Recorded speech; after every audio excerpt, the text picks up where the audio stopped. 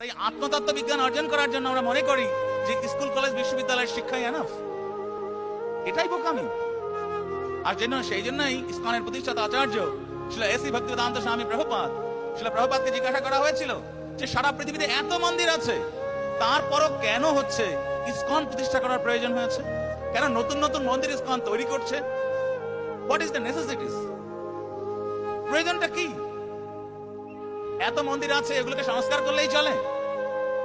শিলা প্রভুপাদ উত্তর দিয়েছিলেন যে a ISKCON temple is not a ordinary temple. Actually, it is a educational institution. ISKCON মন্দির কোনো সাধারণ মন্দির নয়, এটা একটি শিক্ষা প্রতিষ্ঠান। কি শিক্ষা দেওয়া হয়? যে শিক্ষা সমস্ত পৃথিবীর যত বিশ্ববিদ্যালয় আছে সেই বিশ্ববিদ্যালয়গুলোতে যে শিক্ষা দেওয়া হয় না। শিলা প্রভুপাদ ক্যালিফোর্নিয়া ইউনিভার্সিটিতে লেকচার দিচ্ছিলেন। লেকচার শেষ করে শিলা প্রভুপাদকে বিশ্ববিদ্যালয় ঘুরিয়ে দেখানো হচ্ছিল। তা শিলা প্রভুপাদ ঘুরে ঘুরে দেখছেন প্রত্যেকটা বিশ্ববিদ্যালয়, বিভিন্ন ডিপার্টমেন্ট যাচ্ছেন, বিভিন্ন ডিপার্টমেন্টে গিয়ে দেখছেন।